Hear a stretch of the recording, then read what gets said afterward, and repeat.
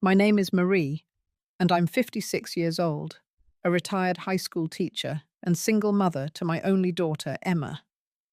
When she told me she was engaged to James, her boyfriend of 3 years, I was overjoyed. I never imagined the pain of calling to ask about the engagement dinner, only to hear her say, "Oh, we had it yesterday." The shock was still fresh when she called a week later, panicking because her credit card was declined while shopping for her wedding dress. Sometimes the most important lessons about respect come from where you least expect them. Before I continue with my story, I'd love to know where you're watching from.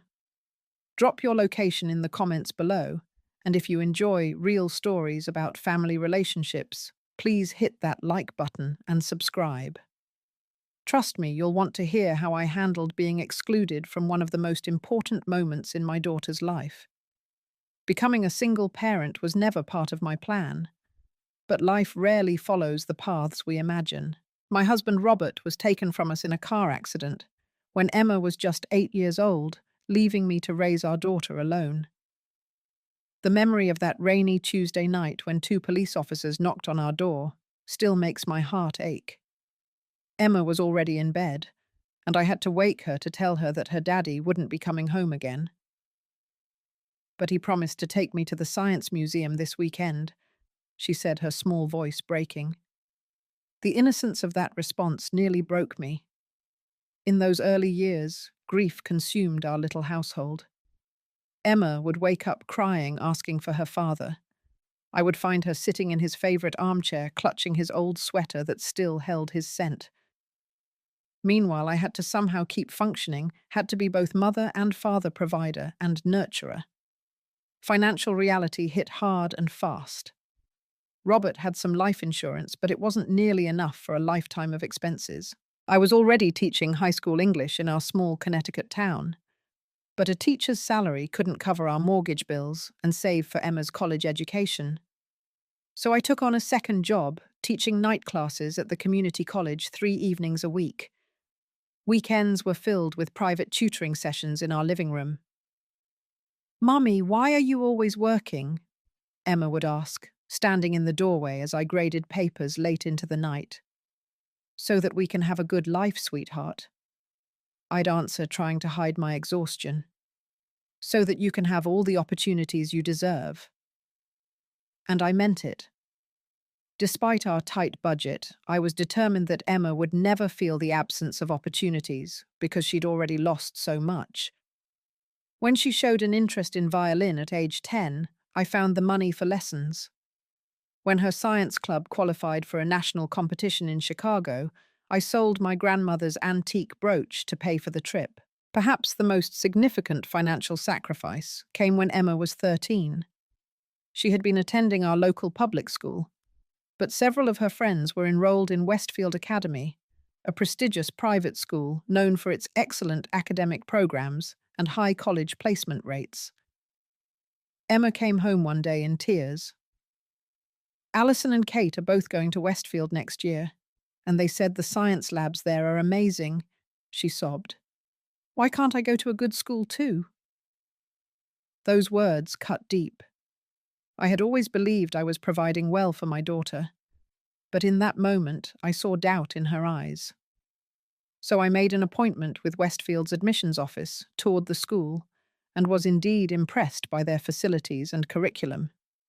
The tuition, however, was staggering, almost $20,000 a year, not including books and extras. I spent weeks reviewing our finances, cutting every possible expense, calculating and recalculating. In the end, I took a third job on weekends, working at a local bookstore, and withdrew some money from my modest retirement fund. It was worth it to see Emma's face when I told her she would be attending Westfield the following fall. "Really, Mum? Really?" she squealed, jumping up and down. "You're the best mum ever." She hugged me tightly, and in that moment every sacrifice seemed worthwhile. Emma thrived at Westfield. Her grades were excellent, she joined multiple clubs, and she developed a particular talent for debate. I rarely missed her debates, sitting proudly in the audience as she articulated her arguments with confidence and poise. Those moments, seeing her shine, knowing I had helped make it possible, they sustained me through the exhaustion of working 3 jobs. But as she progressed through high school, I began noticing subtle changes in her attitude. Westfield served a predominantly wealthy student body, children of doctors, lawyers, executives, and old money families. Emma started coming home talking about her friends' vacation homes, their international trips during breaks, the cars they received on their 16th birthdays. By comparison, our modest 3-bedroom house in a middle-class neighborhood and my 10-year-old Honda seemed inadequate. I noticed Emma becoming less enthusiastic about inviting friends over. When she did, she would make small apologetic comments like, "Our house is so small compared to yours," or "Sorry, we don't have a pool." I tried to talk to her about it once, reminding her that we had a comfortable, happy home filled with love. "But love doesn't pay for spring break in Paris," she muttered, referring to a trip one of her friends had taken. The distance between us grew wider when Emma left for college. She had been accepted to Barnard College with a partial scholarship. I was immensely proud, but the remaining tuition and expenses were still substantial. I had saved diligently throughout her childhood, but it wasn't enough to cover 4 years at such an expensive school. I still remember the day I went to my safe deposit box and removed my wedding ring, a beautiful 1-carat diamond in a platinum setting that Robert had saved for months to buy. It was my most precious possession, a symbol of our love and the happy years we'd had together. But Emma's senior year tuition was coming due, and my savings had run dry. The ring sold for enough to cover her final year's expenses. When Emma came home for Thanksgiving that year, I hoped she would notice the missing ring, but she didn't. She spent most of the visit texting with her college friends and talking about the internship she hoped to get at a prestigious marketing firm in the city. "These connections are so important, Mum," she explained, barely looking up from her phone. "The right internship can set up my whole career." I nodded and smiled, not mentioning that the money from my wedding ring had helped make those connections possible. What would be the point? I hadn't sold the ring for gratitude or recognition. I had done it because that's what mothers do. They sacrifice for their children's futures. College accelerated the changes in Emma. Her new friends were predominantly from wealthy backgrounds, many from old money families with significant social connections. She began updating her wardrobe with designer items I knew she couldn't afford on her allowance, though she claimed they were bargains or vintage finds. Her speech patterns changed, adopting the slightly affected tones of her new social circle. References to our old life, our struggles, and the modest community where she grew up became rarer in our conversations. I tried to maintain our connection with weekly phone calls and care packages sent to her dorm. Homemade cookies, her favorite tea, small thoughtful items that said, "I'm thinking of you." Sometimes she would call to thank me, but more often the acknowledgement came in the form of a quick text, "Got the package, thanks." Meanwhile, my own life had entered a new chapter. After 30 years of teaching, health issues forced me to retire earlier than planned. A persistent back problem, exacerbated by years of standing in classrooms, made continuing impossible. My pension was modest, but our house was finally paid off, and I had managed to rebuild a small savings after the college expenses. It wasn't the retirement I had once dreamed of sharing with Robert, but it was peaceful. I had my garden, my book club, my volunteer work at the local library, and a small circle of loyal friends who had seen me through the hardest years. Chief among these friends was Dorothy, who had taught mathematics at my school, and had also raised a daughter as a single mother. She understood my journey in ways few others could. "You've done more than enough for that girl," Dorothy would tell me during our weekly coffee dates. "Now it's time to live a little for yourself, Marie." I was trying to follow her advice, had even signed up for a painting class I'd always wanted to take when Emma called, with news that would set in motion a chain of events I could never have anticipated. news that would test our relationship in ways I never imagined and force me to finally stand up for myself after a lifetime of putting others first. Emma met James during her senior year at Barnard at a charity gala she had been invited to by one of her wealthy roommates. James was 25 at the time, recently graduated from Harvard Law School, and working at his father's prestigious firm in Boston. According to Emma's excited phone call the day after they met, he was absolutely perfect. Tall, handsome, well-dressed, and from an amazing family. "You should see his apartment, Mum," she gushed during our next call. "It's in this gorgeous building in Back Bay, and the view of the Charles River is incredible. And he has an actual housekeeper who comes twice a week." I was happy to hear the excitement in my daughter's voice, but I couldn't help wondering if what impressed her most about this young man was his character or his wealth. Still, I kept those thoughts to myself and asked the usual motherly questions about his work, his family, and when I might get to meet him. "Soon," Emma promised vaguely. "He's really busy with a big case right now, and then he's going to his family's place in the Hamptons for a few weeks." It was actually 3 months before I finally met James when they came to Connecticut for a weekend visit. My first impression was positive. He was indeed handsome, with the kind of polished good looks that come from generations of good breeding and expensive orthodontia. More importantly, he was unfailingly polite, calling me Ms. Collins, until I insisted on Marie complimenting my home and my cooking and asking thoughtful questions about my teaching career. "Emma tells me you were quite the influential teacher," he said over dinner. "She says half her graduating class at Westfield went into English or journalism because of your classes." I smiled, touched that Emma had spoken so positively about me to him. "That's very kind, but I'm sure she's exaggerating. I just tried to share my love of literature with my students."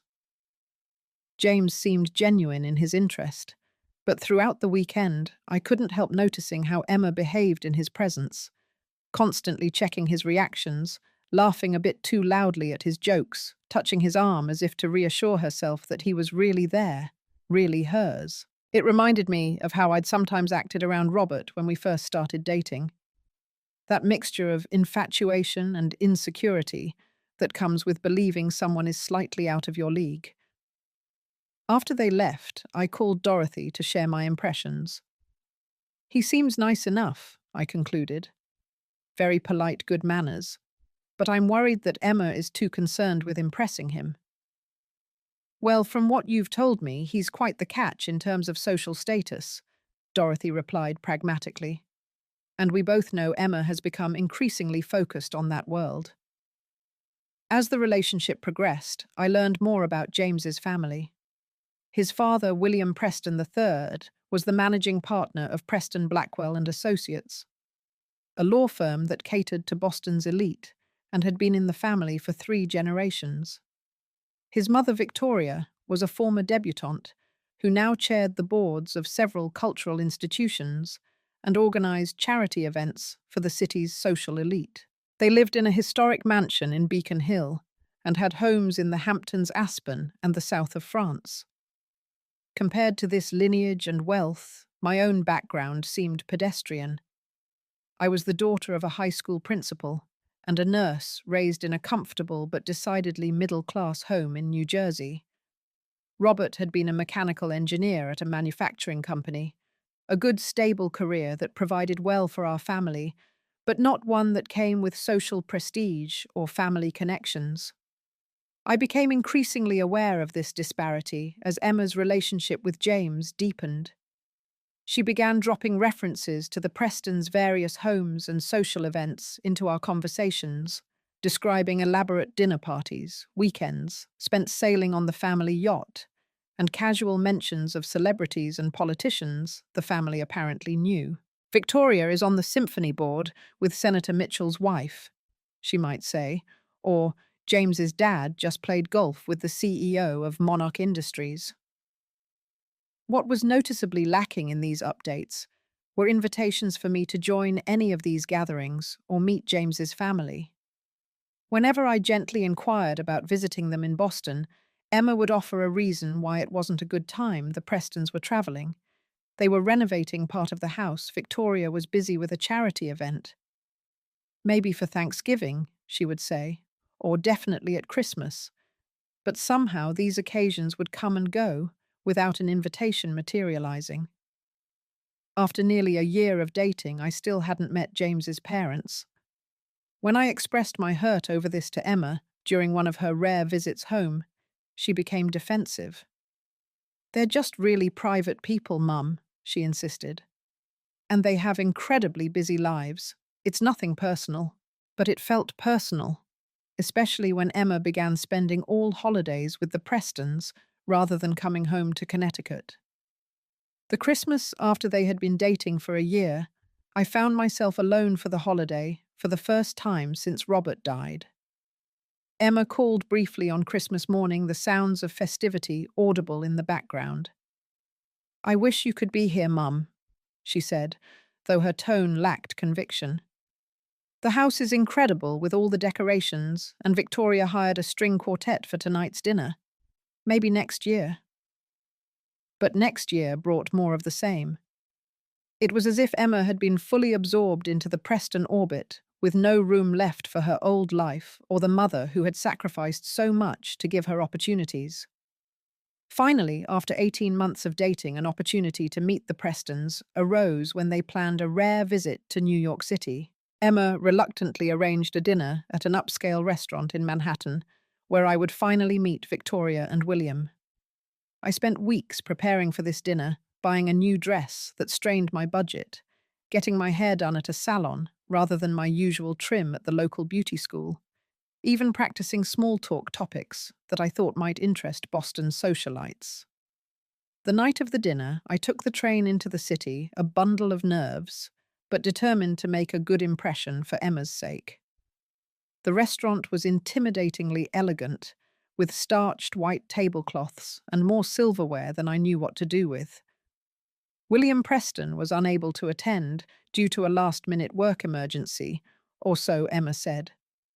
But Victoria was there, immaculately dressed in what I later learned was a Chanel suit, her silver hair styled in a perfect bob, diamonds glittering at her ears and throat. "So lovely to finally meet you," she said, air-kissing near my cheeks. Her perfume was subtle but expensive, and her handshake was brief and cool. "Emma has told us so much about you." Throughout the meal, Victoria maintained a polite facade, asking appropriate questions about my teaching career and life in Connecticut. But beneath the pleasantries, I could feel her assessing me, finding me wanting. When I mentioned my volunteer work at the public library, she nodded with a tight smile. "How community-minded of you. I serve on the board of the Boston Public Library Foundation myself. We just secured a $5 million donation for the rare manuscripts collection." The message was clear. Her world of board positions and $1 million donation was light years away from my humble volunteer hours, shelving books and reading to children. What hurt most was watching Emma during this interaction. She seemed almost embarrassed by me quickly jumping in to change the subject. Whenever I said something she feared Victoria might find provincial or unsophisticated. At one point, I mentioned how proud I was of Emma for working part-time during college to help with expenses. "Oh, that was just a little campus job," Emma interjected before I could elaborate. "Barely a few hours a week, more for the experience than anything." In reality, Emma had worked 15 hours a week at the campus bookstore, and those earnings had helped cover her textbooks and personal expenses. Why was she diminishing her own hard work and responsibility? By the end of the evening, I felt exhausted from the effort of trying to impress a woman who had clearly made up her mind about me before we even met. As we parted outside the restaurant, Victoria clasped my hand briefly. "It was so interesting to meet you, Marie. I can see where Emma gets her determination." I wasn't sure if this was a compliment or not, but from the way Emma beamed, she clearly took it as approval. As soon as Victoria's taxi pulled away, Emma turned to me eagerly. What did you think? Isn't she amazing? So elegant and accomplished. I chose my words carefully. She certainly is very polished. I'm glad I finally got to meet her. Emma's face fell slightly at my measured response. You don't like her? I barely know her, Emma, and I'm not sure she was very interested in knowing me either. That's not fair, Emma protested. She was perfectly nice to you. She comes from a different world. It takes time for her to warm up to people. A different world from people like me, you mean? I said quietly. Emma had the grace to look uncomfortable, but she quickly rallied. Don't be so sensitive, Mum. The Prestons are just... They have certain standards. It's not personal. But again, it felt intensely personal. And as I took the late train back to Connecticut that night, I couldn't help wondering if Emma now shared those certain standards and found her own mother lacking. The incident that truly opened my eyes to how far Emma had drifted happened a few months after that dinner. James had been invited to a law conference in Hartford, just 30 minutes from my home. It would have been the perfect opportunity for them to stay with me for the weekend. Instead, Emma casually mentioned that they had booked a suite at the Marriott near the conference center. But why not stay here? I asked, hurt, evident in my voice. I have plenty of room, and it would give us a chance to spend some time together. There was an awkward pause before Emma responded. James is just more comfortable in hotels. And to be honest, Mum, your guest room mattress is pretty old, and he has back problems. I wanted to remind her that I knew quite a bit about back problems myself, and that the mattress in question was actually newer than the one in her childhood bedroom.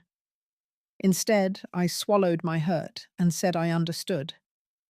What made it worse was that during that weekend, they didn't find time to visit me at all. Emma called on Sunday afternoon as they were driving back to Boston, full of apologies about how busy the conference schedule had been.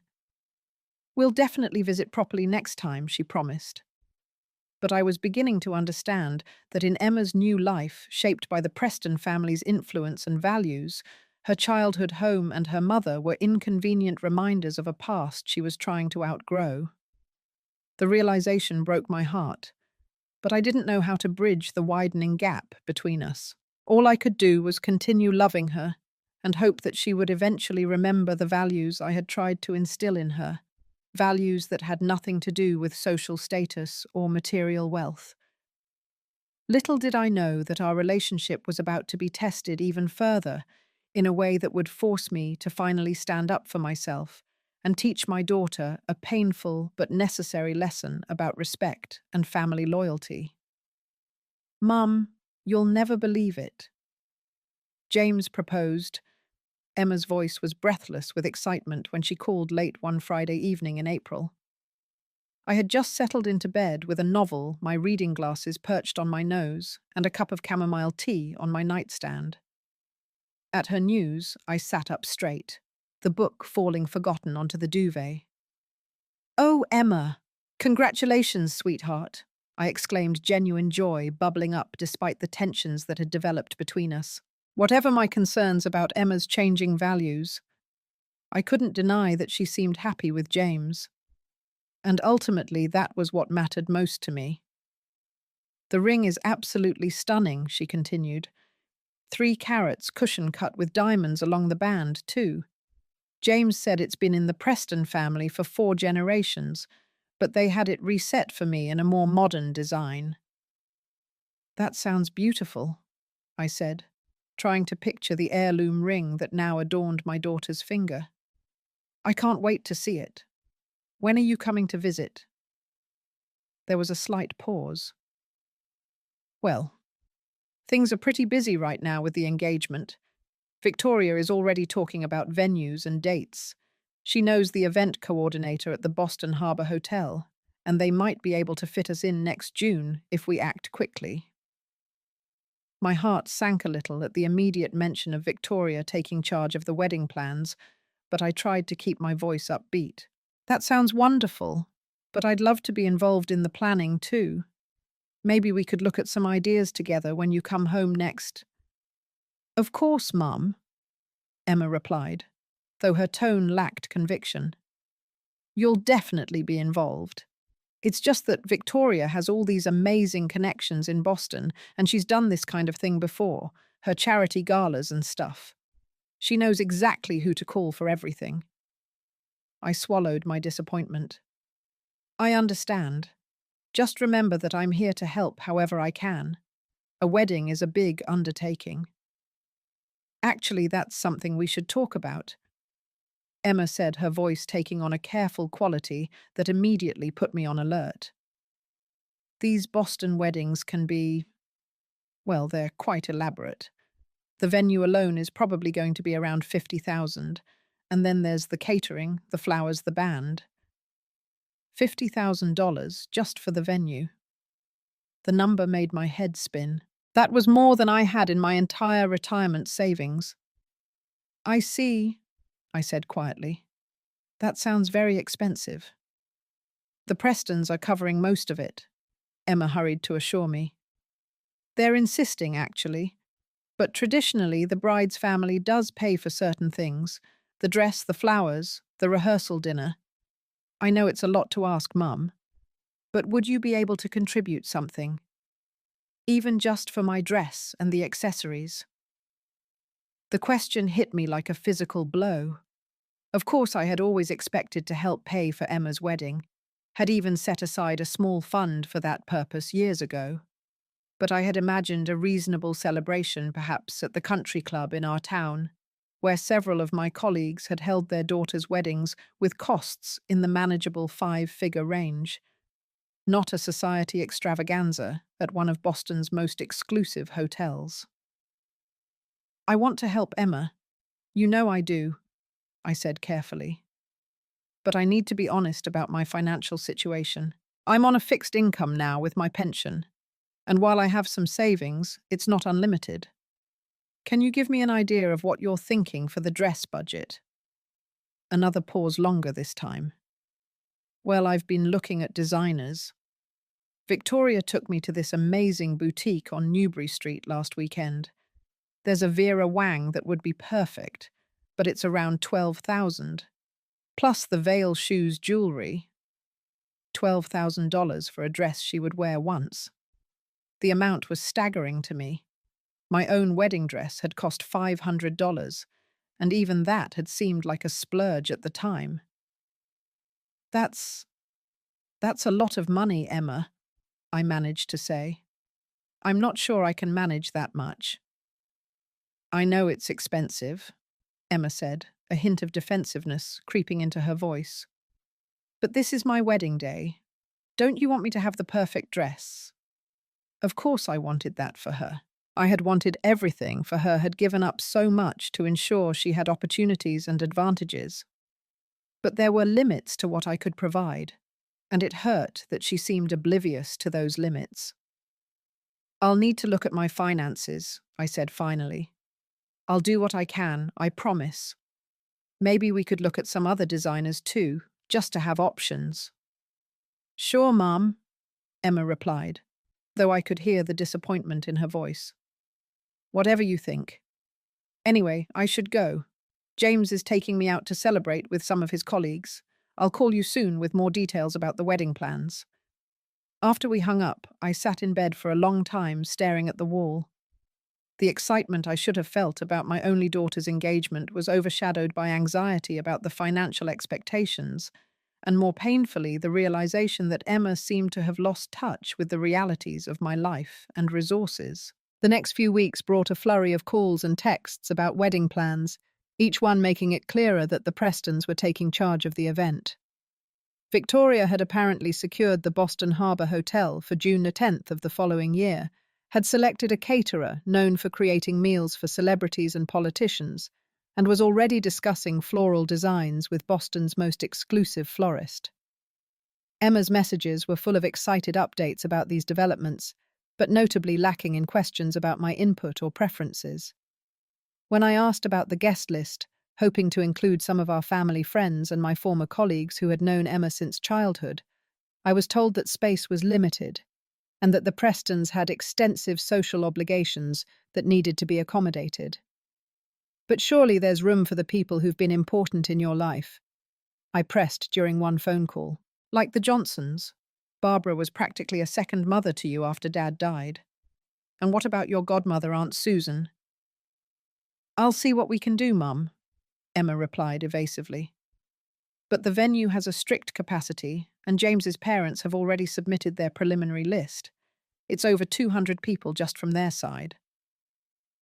200 guests from the Prestons, and I would be lucky to have a handful of people who actually knew and loved my daughter. The disparity was heartbreaking. Concerns about finances continued to grow as well. Despite my careful hints about budget limitations, Emma seemed to assume that I would find a way to cover the costs traditionally assigned to the bride's family. When I finally worked up the courage to have a frank conversation about what I could realistically afford, Emma seemed genuinely surprised.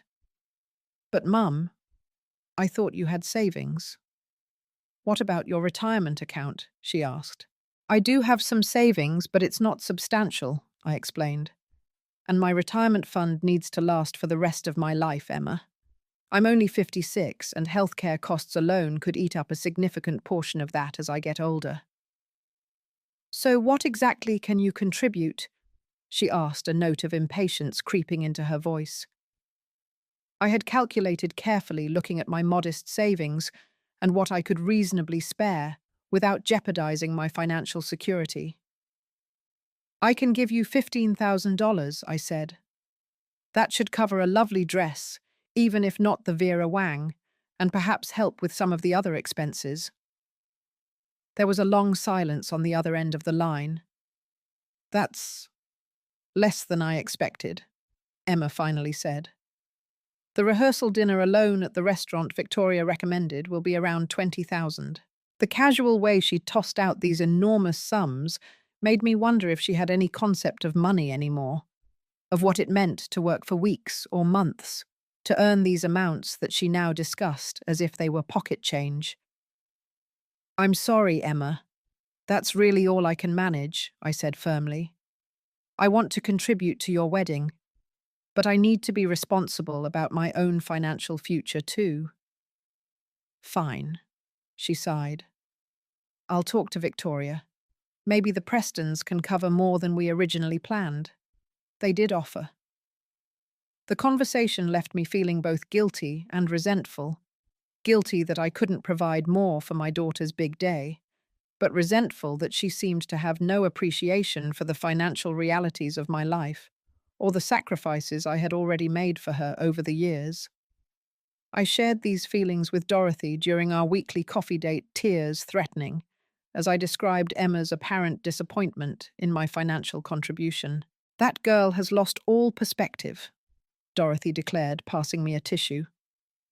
$15,000 is an extremely generous gift, especially from a single mother on a teacher's pension. You should be proud of offering that much, not feeling guilty that it's not enough. I know, I sighed. But I keep thinking about all the things I want to give her. I'm her only parent. Shouldn't I be able to provide her with the wedding of her dreams? Dorothy fixed me with a stern look. Marie, you've been providing for that girl's dreams her entire life. You sold your wedding ring to pay for her senior year tuition, for heaven's sake. At some point, Emma needs to recognize that your resources aren't unlimited and that money isn't the only valuable thing a mother gives her daughter. She was right, of course. But the wedding planning continued to roll forward like a runaway train, with Victoria Preston at the controls, and Emma happily along for the ride. Week after week, I heard about new extravagant details being added to the plans. A 10-piece orchestra for the ceremony, hand-calligraphed invitations, custom-blended perfume as gifts for the bridal party. And through it all, I felt increasingly peripheral to the process. A checkbook rather than a mother of the bride expected to contribute financially, but not to have opinions or meaningful involvement. It was as if Emma had decided that Victoria, with her social connections and experience planning lavish events, was better qualified for the mother of the bride role than I was. Despite my hurt feelings, I continued to ask about being included in wedding-related activities. When are you going dress shopping? I'd love to come with you. Or maybe I could help address the invitations when they're ready. Emma's responses were always vague and non-committal. I'm not sure of the date yet for the bridal salon, or Victoria has a calligrapher handling the invitations, but she never failed to remind me of the costs I was expected to cover. By the way, Mum, the deposit for the florist is due next week. Can you wire the money to my account? As the months passed and my involvement remained minimal, I began to wonder if there would be any role for me in this wedding, beyond writing checks and showing up as a guest. But I tried to stay positive, reminding myself that this was Emma's special time, and that the important thing was her happiness, not my feelings. Little did I know that the true extent of my exclusion was about to become painfully clear in a way that would finally force me to reconsider my entire approach to my relationship with my daughter. It was a Tuesday afternoon in early October when I realized I still hadn't heard any concrete details about the engagement dinner. In traditional wedding etiquette, this event is often hosted by the bride's parents as a way to celebrate the engagement and allow the two families to get to know each other better. Given my limited resources compared to the Prestons, I had suggested months ago that I could host a small, intimate dinner at a nice restaurant in Hartford, halfway between Boston and my home in Connecticut. Emma had responded with characteristic vagueness. "That sounds nice, Mum. Let me check with James and his parents about their schedule." But no definite plans had materialized despite my occasional gentle reminders. With the engagement now 6 months old and wedding plans proceeding rapidly, I decided to call Emma directly and pin down a date. She answered on the fourth ring, the sounds of an office environment in the background. Emma had recently started a new job at a marketing firm in Boston. A position she had told me proudly was secured with a recommendation from William Preston to a golfing buddy who sat on the company's board. "Hey, Mum, can I call you back? I'm heading into a meeting in 5 minutes," she said hurriedly. "This will just take a second," I assured her. "I wanted to check about the engagement dinner. I need to make reservations if we're going to do it this month, which we should since the wedding is only 8 months away now." There was a pause long enough that I wondered if the call had dropped. "Emma, are you there?" "Yeah, sorry," she said finally. "About the engagement dinner. What time were you thinking?" The question struck me as odd, since we hadn't even settled on a date yet. "Well, that depends on when everyone is available. I was thinking maybe the last weekend of this month, or the first weekend of November." Another pause. "Oh, actually, her voice trailed off, then came back stronger with a hint of forced casualness. "Oh, we had it yesterday. Just close family." For a moment, I couldn't process what I'd heard. "You had the engagement dinner yesterday without me." "It was very last minute," Emma said quickly. "Victoria's brother was in town unexpectedly from London, and since he's James's godfather, they wanted to include him. It was really just the Prestons and a couple of their close relatives. Very small." I felt as if all the air had been sucked out of the room. My own daughter had held her engagement dinner, a celebration I had specifically offered to host, without even telling me it was happening, let alone inviting me. "I see," I managed to say, my voice sounding distant to my own ears. "And I wasn't considered close family." "Mom, don't be like that," Emma said, an edge of irritation in her voice. "It wasn't a formal thing. Just dinner at the Prestons' house because Uncle Richard was in town. We'll do something with you too, I promise." But her words rang hollow. This hadn't been a casual, impromptu gathering. It had been specifically labelled as their engagement dinner, the very event I had been trying to plan for months. "I have to go, Mum. My meeting's starting. I'll call you this weekend, okay?" And before I could respond, she had hung up. I sat at my kitchen table, the phone still in my hand, feeling a mixture of hurt, anger, and profound disappointment. This wasn't just about missing a dinner. It was about being deliberately excluded from a significant milestone in my only child's life. It was about Emma choosing her future in-laws over her mother, the parent who had sacrificed everything to give her opportunities and advantages. My first instinct was to call her back immediately and express my hurt, but years of putting Emma's feelings before my own held me back. Maybe I was overreacting. Maybe it really had been a last-minute informal gathering. I decided to give myself time to process my emotions before responding. That evening, I logged onto Facebook, something I rarely did. Emma and I were connected as friends, though she seldom interacted with my posts. What I found made the knot in my stomach tighten painfully. Their posted 12 hours earlier were photos from the engagement celebration at the Preston home. Far from being a small, impromptu dinner, it appeared to be an elegant, catered affair. The dining room of the Prestons' Beacon Hill mansion was decorated with flowers and candles. A professional photographer had clearly been hired, and I counted at least 50 guests in the various photos. There was Emma, in a new dress I'd never seen, beaming beside James, raising a champagne toast with Victoria and William. There were group shots with James's college friends, his colleagues from the law firm, extended family members I didn't recognize. Photo after photo documented an event that had been planned well in advance, an event I had been deliberately excluded from.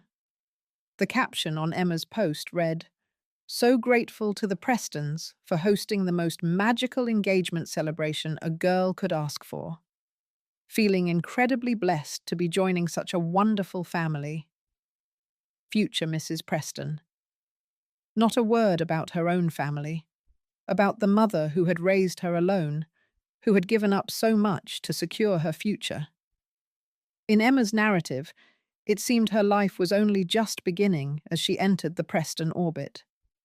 Everything before, her childhood, her upbringing, the sacrifices made for her, had been erased as effectively as if they had never happened. I closed my laptop, tears streaming down my face. For the first time, I allowed myself to feel the full weight of Emma's betrayal, not just in this instance, but in the pattern that had developed since she met James. The gradual distancing, the embarrassment about her background, the prioritizing of the Prestons' opinions and preferences over mine. It all pointed to a painful truth. My daughter was ashamed of me and the life we had shared. That night I cried myself to sleep, grieving not just for my exclusion from the engagement dinner, but for the loss of the close relationship I had once had with my daughter. The child I had read bedtime stories to, had nursed through illnesses, had cheered at school events, had consoled through her first heartbreak. That girl seemed to have disappeared, replaced by someone who saw me as an inconvenience, an embarrassment, a reminder of a past she wanted to leave behind. When I woke the next morning, eyes swollen and heart heavy, something had shifted inside me. The hurt was still there, but alongside it was a new feeling, a sense of resolve, a determination to stop accepting treatment that diminished me and the role I had played in Emma's life. Dorothy had been telling me for years that I needed to establish boundaries with Emma, that my willingness to sacrifice everything for her had created an unhealthy dynamic where she took my support for granted. Perhaps it was time to listen to that advice. I picked up my phone and did something I had never done before. I called my bank and asked to cancel the credit card I had given Emma as an authorized user on my account years ago when she first went to college. It had been intended for emergencies, but over time she had begun using it for various expenses, always promising to pay me back, but rarely doing so. Most recently, she had charged several $1,000s for wedding-related items, deposits for the florist, a custom veil to match her still unpurchased dress gifts for her bridesmaids. "Are you sure you want to cancel this card, Ms. Collins?" the bank representative asked. "The account is in good standing." "Yes," I said firmly. And I'd like to open a new account one without any authorized users. I want to transfer most of my funds there. The representative helped me set up the new account, and I transferred $45,000, nearly all of my savings, including the money I had set aside for Emma's wedding contribution, into it. The account Emma had access to, I left with just enough to cover my immediate bills. It wasn't a decision I made lightly. I understood that it would likely cause conflict, might even damage my relationship with Emma further. But for perhaps the first time in my adult life, I was prioritizing my own well-being over my daughter's wants. If Emma didn't consider me close family for her engagement dinner, then perhaps I wasn't close family when it came to financing her elaborate wedding either. For the next week, I heard nothing from Emma, despite her promise to call over the weekend. I didn't reach out, either, giving myself time to process my feelings and consider how to address the situation when we eventually spoke. I consulted with Dorothy, who fully supported my decision to cancel the credit card. "It's about time you stood up for yourself," she said over coffee. "Emma needs to learn that relationships are reciprocal. She can't just take and take without giving anything back, not even basic respect." I nodded, grateful for the validation.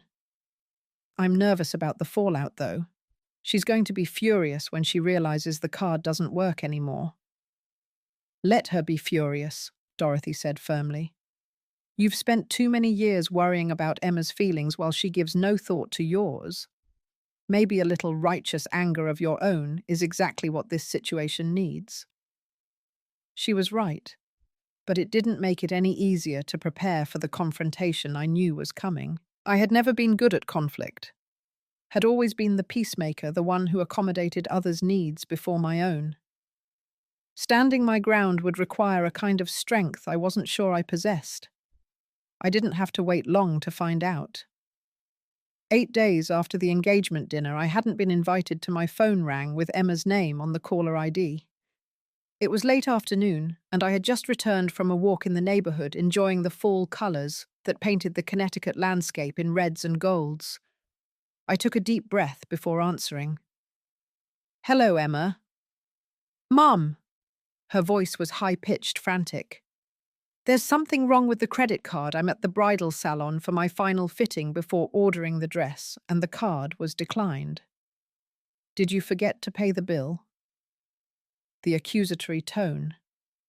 The immediate assumption that I had made a mistake rather than a deliberate choice strengthened my resolve. "No," I said calmly. "I didn't forget to pay the bill. I cancelled the card." There was a moment of stunned silence. "You what? Why would you do that? I'm standing here in the most beautiful Vera Wang, and now I can't even put down the deposit. The saleswoman is staring at me like I'm some kind of fraud." "I'm sorry you're in an embarrassing situation," I said, surprised by how steady my voice remained. "But no, I didn't forget to pay the bill. I cancelled the card." "But why?" Emma nearly shouted, disbelief evident in her voice. The question hung in the air, and for a moment I considered softening my stance, making excuses, finding a way to make this easier for Emma, as I had always done. But then I remembered the photos from the engagement dinner, the celebration I had been excluded from, the casual way my daughter had informed me that close family had been invited, a category that apparently didn't include me. "Because," I said quietly, "if I'm not important enough to be invited to your engagement dinner, then I'm not important enough to pay for your wedding dress either." The silence on the other end of the line stretched for so long that I wondered if Emma had hung up. Finally, her voice came back tight with barely controlled anger. "I can't believe you're doing this to me. Right now, in the middle of the salon with the perfect dress that I've been dreaming of. How could you, Mum? How could you be so petty?" Her characterization of my action as petty stung, but I held firm. "It's not about being petty, Emma. It's about respect and recognition. You had an engagement dinner, an event I had specifically offered to host, and you didn't even tell me about it, let alone invite me. You posted pictures of 50 people celebrating with you, calling the Prestons your wonderful family, with no mention of your actual family. That hurt deeply." "It wasn't like that," Emma protested, though her voice had lost some of its indignation. It really was organized at the last minute because of Uncle Richard being in town. Emma, I said gently, I saw the photos. That was not a last-minute gathering. There were professional decorations, a photographer catered food. That took planning, and you deliberately excluded me from those plans.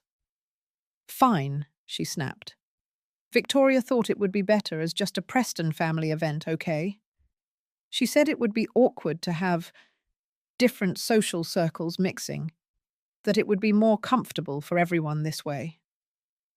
The truth, finally. Victoria Preston had decided I didn't belong at my own daughter's engagement celebration, and Emma had gone along with it. And you agreed with her assessment? I said not a question, but a statement. It wasn't like that, Emma repeated weakly. I didn't want to cause problems. Victoria has done so much for the wedding already, and she's covering most of the costs. I didn't want to upset her. So instead you chose to upset me, I concluded. You chose the Prestons' comfort over your mother's feelings. That's a choice you made, Emma. Mum, please. Her voice took on a pleading tone. Can we talk about this later? I'm literally standing in my wedding dress with the sales consultant waiting for payment. This is humiliating. I understand that you're in an uncomfortable situation, I acknowledged. But this conversation needs to happen. For years, I've watched you gradually distance yourself from me, seemingly embarrassed by your background, eager to adopt the Preston lifestyle and values. I've made excuses for you, tried to be understanding, continued to support you emotionally and financially, but being excluded from your engagement dinner crossed a line I can't ignore. So this is punishment, Emma said bitterly. Embarrassing me in public, ruining my dress appointment. That's your way of getting back at me. No, it's not punishment, I said firmly. It's a consequence. It's me finally standing up for myself and saying that I won't be treated as an afterthought in your life.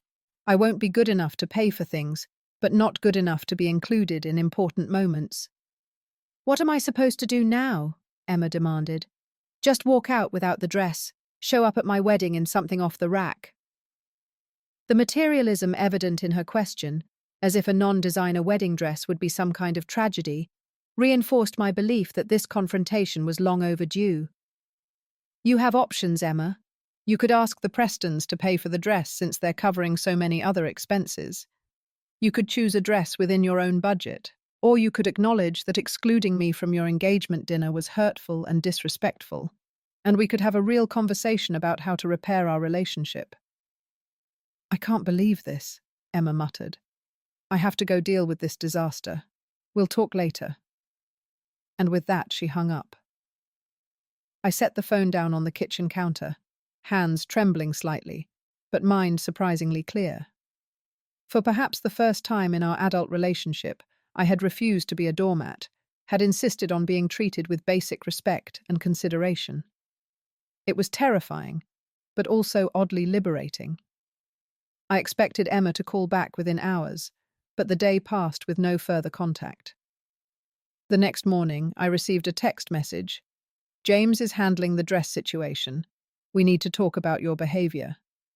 The dismissive tone, the implication that I was the one who had behaved badly, strengthened my resolve to maintain the boundaries I had finally established. I replied simply, I'm ready to talk when you're ready to acknowledge how hurtful it was to be excluded from your engagement dinner. 3 days of silence followed. Then on the 4th day, my phone rang with a number I didn't recognize. It was James. Marie. It's James Preston. I hope you don't mind me calling. Emma gave me your number. His voice was carefully neutral, polite as always. I had met James several more times since our initial introduction, and while I found him pleasant and well-mannered, I had never felt I was seeing beneath the polished surface to the real person underneath. Hello, James, I replied evenly. What can I do for you? I was hoping we might be able to discuss the, situation with the credit card and the wedding expenses, he said. Emma is quite upset, as I'm sure you can imagine. I imagine she is. I agreed. Being excluded from my daughter's engagement dinner was quite upsetting for me as well. There was a brief pause before James continued his lawyer's training, evident in his measured response. I understand there's been a misunderstanding about that event. It was primarily organized by my mother on short notice, and there may have been some miscommunication about the guest list. It wasn't a misunderstanding, James, I said firmly. Emma told me quite clearly that Victoria thought it would be better not to mix different social circles. In other words, I wasn't welcome because I don't belong to your social class. Another pause, longer this time. I wasn't aware of that conversation, he finally said, sounding genuinely surprised. That doesn't reflect my own feelings at all, Marie. I've always found you to be a lovely person.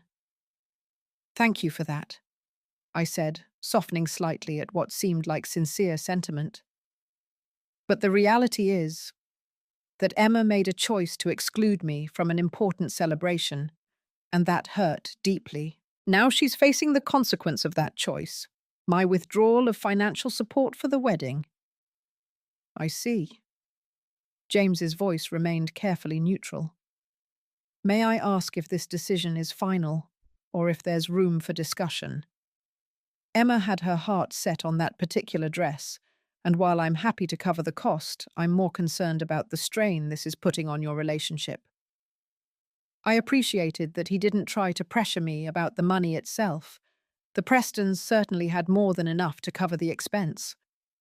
His concern seemed to be genuinely focused on Emma and our relationship. I'm always open to discussion with Emma, I told him. But it needs to be a real conversation about respect and inclusion, not just about the money or the dress. I've spent years accommodating Emma's growing disconnection from me, making excuses for her behavior, continuing to support her while being increasingly sidelined in her life. That pattern needs to change. I understand, James said thoughtfully. Would you be open to a meeting? Perhaps the four of us. You, Emma, myself, and my mother. I think there may be some miscommunications that could be cleared up in person. The suggestion surprised me. Including Victoria in such a discussion seemed like it could complicate matters, but perhaps it was necessary to address the dynamic that had developed. I would be willing to do that, I said cautiously, as long as the conversation is respectful and focused on finding a way forward that acknowledges everyone's feelings. I'll arrange it, James promised. And Marie, for what it's worth, I'm sorry you were hurt. Whatever the circumstances, you should have been included in our engagement celebration. After we hung up, I felt a glimmer of hope that perhaps this painful episode might lead to some positive changes in my relationship with Emma. James's willingness to mediate suggested that he at least recognized the legitimacy of my feelings. 2 days later, I received a formal invitation via email to Sunday brunch at the Preston home in Beacon Hill. The tone was polite but impersonal, and I couldn't help wondering if Victoria had been the one to compose it. Still, I confirmed my attendance and spent the next few days preparing mentally for what was sure to be a challenging conversation. The drive from Connecticut to Boston on Sunday morning gave me plenty of time to reflect on what I wanted to express. I was determined to remain calm but firm, to articulate my hurt without accusation, and to be open to reconciliation while maintaining the new boundaries I had established. The Preston home was just as impressive as Emma had described. A historic brownstone on one of Beacon Hill's most exclusive streets, impeccably maintained, with a discreet brass plaque bearing the family name beside the glossy black door. A housekeeper answered my knock, escorting me through a marble-floored foyer to a sun-filled conservatory at the back of the house where Victoria, William, James and Emma were already seated around a glass table set for brunch. Emma barely met my eyes as I entered, her posture stiff. James rose to greet me with a handshake and a warm smile, while William offered a polite nod. Victoria, elegant as always in a cashmere sweater set, and pearls gestured to the empty chair. Marie, thank you for joining us, she said, her tone carefully cordial.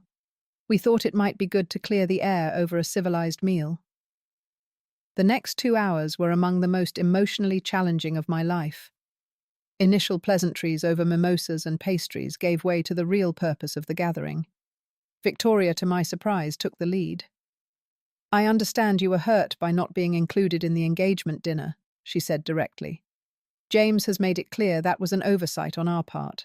It wasn't an oversight, I replied calmly. Emma told me quite explicitly that it was a deliberate decision based on your suggestion that mixing different social circles would be awkward. Victoria's perfectly arched eyebrows rose slightly, and she glanced at Emma, who was studying her plate intently. I see. Well, I may have expressed some concerns about the guest list, but I certainly never intended for you to be excluded entirely. You are Emma's mother, after all. Her tone suggested she was making a gracious concession rather than acknowledging a fundamental truth. I took a measured breath before responding. Yes, I am Emma's mother. I raised her alone after her father died, worked multiple jobs to give her opportunities, sold personal possessions to pay for her education. Yet since she's been in your orbit, Victoria, I've been increasingly pushed to the margins of her life. The engagement dinner was just the culmination of a pattern that's been developing for years. William cleared his throat uncomfortably, while James looked genuinely troubled. Emma finally raised her eyes to mine, a mixture of defiance and shame in her expression. "Mum, you're making it sound like I abandoned you," she said. "I've just been building my own life, getting established in Boston, focusing on my career and relationship. That's what adults do. Building your own life doesn't require erasing your past or being embarrassed by your upbringing," I pointed out gently. "You've changed since meeting the Prestons, Emma. The way you speak, the way you dress, your values. It's as if you're trying to become a different person, someone with no connection to your middle-class roots in Connecticut," Victoria interjected smoothly. "Perhaps Emma simply found herself more aligned with certain aspects of our lifestyle. There's nothing wrong with aspiring to improve one's circumstances, is there?" The implication that the Preston way of life represented an improvement over mine was unmistakable, and it took considerable self-control not to respond sharply. Instead, I addressed my words directly to Emma. "There's a difference between growth and rejection, between broadening your horizons and being ashamed of where you came from.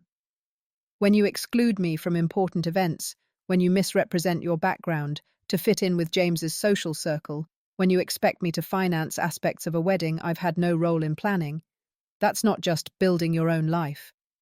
That's treating the person who raised and loved you as an embarrassing inconvenience." Emma's eyes filled with tears, whether from genuine remorse or frustration at being called out, I couldn't tell.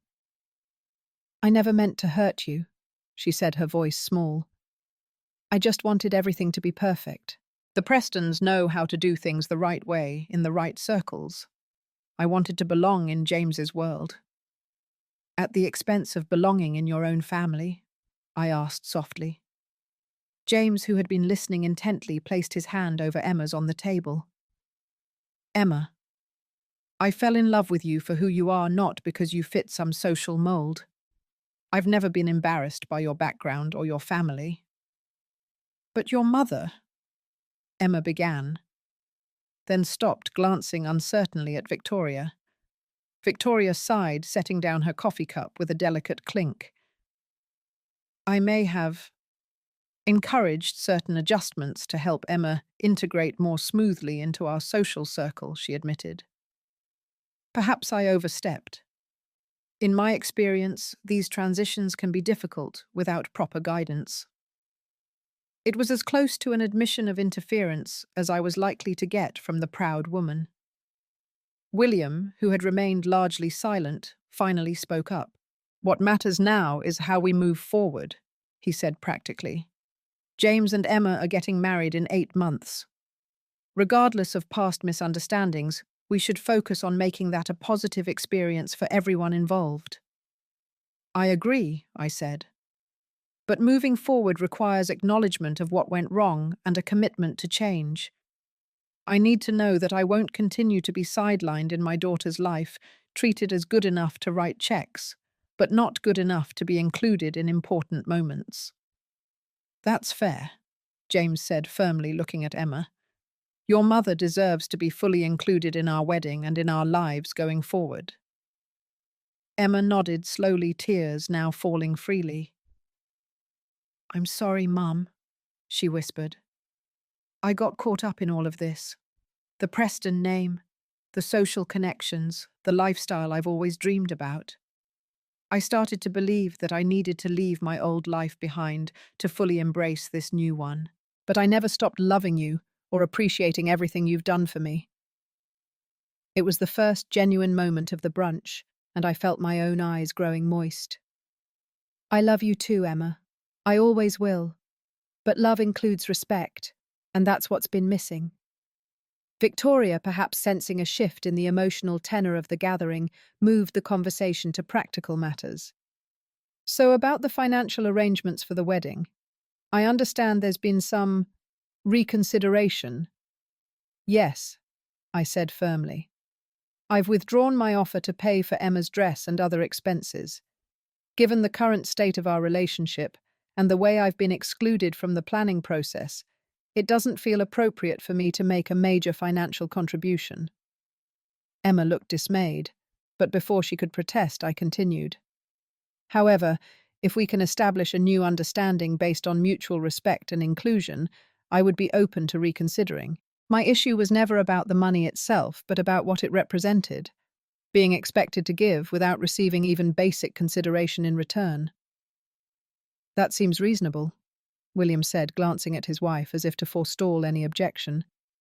"And to be frank, we're more than capable of covering all the wedding costs if necessary. What's important is that Emma has her mother fully participating in this special time." By the end of the brunch, we had reached a tentative peace.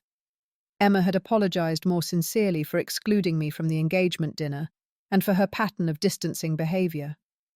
Victoria had acknowledged somewhat grudgingly that her influence had perhaps encouraged Emma to downplay her background and family connections. Plans were made for me to join a dress shopping expedition the following weekend, not for the Vera Wang which Emma had decided against, but for something more meaningful and less about the label. As I drove back to Connecticut that afternoon, I felt emotionally drained but cautiously optimistic. Standing up for myself had been difficult but necessary, and it seemed to have prompted a reset in my relationship with Emma. Whether these good intentions would translate into lasting change remained to be seen, but it was a start. The coming months would test our new understanding, bringing both setbacks and moments of genuine reconnection. But that Sunday brunch marked the beginning of a different chapter in our mother-daughter story, one in which I was no longer willing to be an afterthought in my child's life, and Emma was forced to confront the consequences of the choices she had made. The weeks following our confrontational brunch at the Prestons brought a cautious rebuilding of my relationship with Emma. True to the agreement we'd reached, she included me in a new dress shopping expedition the next weekend. This time we went to a small boutique in Hartford that specialized in elegant but less extravagantly priced wedding gowns. "I've been thinking a lot about what really matters," Emma said as we browsed through the racks together. "The label doesn't make the dress special. What makes it special is sharing this experience with you." It was exactly what I had longed to hear, though I was careful not to be too quickly convinced that everything had changed. Years of being gradually pushed aside had taught me to be cautious about Emma's moments of apparent insight and remorse. Still, the day was undeniably sweet. When Emma emerged from the dressing room in a classic A-line gown with delicate lace detailing, and a modest train tears sprang to my eyes. She looked beautiful, of course, but more importantly, she looked like herself, not like someone trying to fulfill Victoria Preston's vision of a society bride. "What do you think, Mum?" she asked, twirling slowly before the mirror. "I think you look absolutely perfect," I said honestly. "That dress suits you perfectly. Elegant, but not pretentious. Beautiful, but comfortable. You can actually dance in it." Emma laughed. "That's what I was thinking too. The Vera Wang was stunning, but it was so structured and heavy. I felt like I was wearing a work of art rather than a wedding dress." When she decided to purchase the gown, priced at $4,000 rather than $12,000, I offered to contribute half the cost. It wasn't about the money, as I had told the Prestons, but about what it represented. This shared experience, this mutual decision, and felt worthy of my financial support in a way that being expected to fund decisions made without me never had. Other aspects of the wedding planning gradually became more inclusive as well. Emma began calling me regularly to discuss details and ask my opinion. Victoria still maintained significant control over the event, but there were now meaningful compromises. The guest list was expanded to include a dozen of my close friends and former colleagues. The rehearsal dinner, initially planned for an exclusive restaurant, where a simple appetizer cost $40, was relocated to a charming Italian place that held special meaning. It was where Robert and I had celebrated our last anniversary before his death. I thought it would be nice to include a nod to Dad in the wedding weekend, Emma explained when she told me about the change in venue. And the food is actually better at Vincenzo's anyway. These thoughtful gestures warmed my heart and gave me hope that our relationship could indeed be repaired. But there were also setbacks and moments that tested our fragile new understanding. One such incident occurred about a month after the brunch, when I received a copy of the wedding invitation proof for my approval. The formal wording listed, "Mr. and Mrs. William Preston III request the honor of your presence at the marriage of their son," with no mention of me as the mother of the bride. When I called Emma to point this out, her response was disappointing. "That's just the traditional format when the groom's parents are hosting," she explained. "Since they're paying for most of it, their names go on the invitation. It doesn't mean you're not important." "But it does erase my role," I persisted. "There are plenty of ways to word an invitation that acknowledge both families regardless of who's paying." Emma sighed. "Victoria has already approved this design and the invitations are being printed next week. Changing it now would be complicated and expensive." It was a small thing, perhaps, but it highlighted how easily Emma could still slide back into prioritizing the Prestons' preferences and protocols over my feelings. Rather than letting it pass, I decided to address it directly with Victoria herself, calling her the next day. "I understand the traditional etiquette," I said after explaining my concern, "but traditions evolve and surely we can find wording that acknowledges my role as Emma's only parent without diminishing your and William's position as hosts." To my surprise, Victoria was receptive. "You make a fair point, Marie. Let me speak with my stationer about alternatives. Perhaps something like Mr. and Mrs. William Preston III, together with Ms. Marie Collins, request the honour of your presence." The revised invitation wording was a small victory, but a meaningful one. It reinforced the lesson Emma was slowly learning, that I would no longer silently accept being sidelined or erased from important aspects of her life. As the wedding date grew closer, James became an unexpected ally in maintaining this new balance. Unlike Emma, who still sometimes wavered between her desire to please the Prestons and her genuine remorse over how she had treated me, James seemed to have taken a clear position that I should be fully included and respected. He called me periodically just to check in, invited me to join them for dinner when I visited Boston, and made a point of asking for my input on various wedding details. During one such call, he surprised me with an unusually candid comment.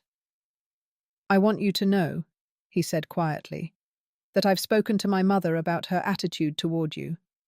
I told her that alienating my future mother-in-law wasn't acceptable to me, regardless of any perceived social differences." "That must have been a difficult conversation," I remarked, touched by his intervention. "Let's just say it wasn't our most comfortable family dinner," he replied with a wry laugh. "But it was necessary. The truth is, Marie, I admire you enormously. You raised an incredible daughter as a single mother, made countless sacrifices for her education and opportunities, and built a meaningful career helping young people. That's a legacy to be proud of, not something to be dismissed, because it doesn't come with a trust fund or a family name in the social register." His words brought tears to my eyes. "Thank you, James. That means a great deal to me." "Emma knows it too," he added. "Deep down, beneath all the insecurities and the desire to fit into my world, she's just lost sight of it temporarily." The most significant test of our repaired relationship came about 2 months before the wedding, when Victoria organized a bridal shower at the Boston Harbor Hotel. Unlike the engagement dinner, I received a proper invitation well in advance. Still, I approached the event with some trepidation, knowing it would be attended primarily by Victoria's friends and the Boston social circle Emma had become part of. The shower was as elegant and elaborate as I had expected. A champagne lunch in a private dining room overlooking the harbor, with elaborate floral centerpieces and personalized party favors for each guest. Victoria presided over the event with practiced grace, introducing me to one elegantly dressed matron after another, each with a connection to some prestigious Boston institution or family. I felt decidedly out of place in my department store dress and modest jewelry, conscious of being assessed and likely found wanting by these women. But I held my head high, reminding myself that I had earned my place at this table through something far more valuable than social connections or family wealth, the years of love and sacrifice that had shaped the bride-to-be. The turning point came during the gift-opening portion of the shower. Emma had received one expensive present after another: crystal bowls, silver serving pieces, designer linens. Then she opened my gift, a handmade quilt, crafted from squares of her father's old shirts and sweaters, things I had carefully preserved after his death. "Oh, Mum!" Emma gasped, running her fingers over the familiar fabrics. Dad's flannel shirt from our camping trips, his Christmas sweater, his favorite blue button-down. Tears filled her eyes as she looked up at me. "This is the most beautiful gift ever. Now Dad can be part of our home too." In that moment, something shifted in the room. The society women who had been politely but distantly cordial suddenly looked at me with new eyes, seeing not just a middle-class teacher who didn't belong in their circle, but a mother who had found a deeply meaningful way to connect her daughter's past and future. Even Victoria seemed moved, coming to examine the quilt more closely. "What a thoughtful gift," she said, and for once there was no condescension in her tone. "James will treasure this connection to Emma's father." After the shower, Emma hugged me tightly. "I'm so glad you were here today," she whispered. "I wouldn't have wanted to do this without you." It wasn't an explicit acknowledgement of how wrong it had been to exclude me from the engagement dinner, but it was close enough. More importantly, it felt genuine. Not something said to appease me or to fulfill an obligation, but a true expression of appreciation for my presence. The wedding itself, when it finally arrived on a perfect June day, was indeed the lavish affair the Prestons had planned, held at the Boston Harbor Hotel, with over 300 guests, a 10-piece orchestra, and floral arrangements that must have cost thousands. But it also included personal touches that honored Emma's background and our family history. Robert's photograph was displayed prominently on a memory table at the entrance to the reception. The wedding program listed me as Mother of the Bride, with a special note of thanks for years of love, sacrifice, and guidance. The father-daughter dance was replaced by a mother-daughter dance, Emma and I swaying together to one of Robert's favorite songs, while guests looked on with misty eyes. During the reception, Victoria approached me, champagne flute in hand. "You've raised a remarkable daughter, Marie," she said, her tone more genuine than I'd ever heard it. "James is lucky to have found her." "Thank you," I replied. "And thank you for including those special moments for us in the ceremony. It meant the world to me." Victoria nodded, a hint of remorse in her expression. "I may have misjudged some things initially, assumed too much based on superficial differences. I apologize for that." It wasn't a full acknowledgement of how she had encouraged Emma to distance herself from me, but like Emma's comment after the shower, it was enough. We would never be close friends, Victoria and I, but we had reached a place of mutual respect that would make family gatherings in the years to come more comfortable for everyone. As I watched Emma and James share their first dance as husband and wife, I reflected on the painful journey that had brought us to this moment. The hurt of being excluded from the engagement dinner had led to a necessary confrontation, forcing Emma to recognize how she had been treating me and prompting me to finally stand up for myself after years of silent accommodation. When she had called in a panic about the declined credit card, asking, "Did you forget to pay the bill?" my simple response, "No, I cancelled the card," had been the first step in reclaiming my dignity and insisting on the respect I deserved. It hadn't been easy, and our relationship was still a work in progress, but we had emerged stronger with a more honest foundation than before. Later in the evening, Emma found me sitting at a table watching the dancing. She dropped into the chair beside me, kicked off her shoes, and leaned her head on my shoulder, just as she used to do as a little girl. "Thank you, Mum," she said softly, "for everything, for raising me, for loving me, even when I was being awful, for teaching me what really matters." I kissed the top of her head, breathing in the familiar scent of her hair beneath the expensive perfume. "I'll always love you, sweetheart, even when we disagree or disappoint each other. That's what unconditional love means." She nodded against my shoulder. "I know that now. I lost sight of it for a while, got caught up in trying to be someone else, someone who fit perfectly into James's world. But I've realized something important." "What's that?" I asked. Emma sat up and looked at me, her eyes clear and sincere. "The best parts of me, the parts that James truly loves, came from you and Dad. My work ethic, my determination, my ability to see beyond surface impressions. Those didn't come from fancy schools or social connections. They came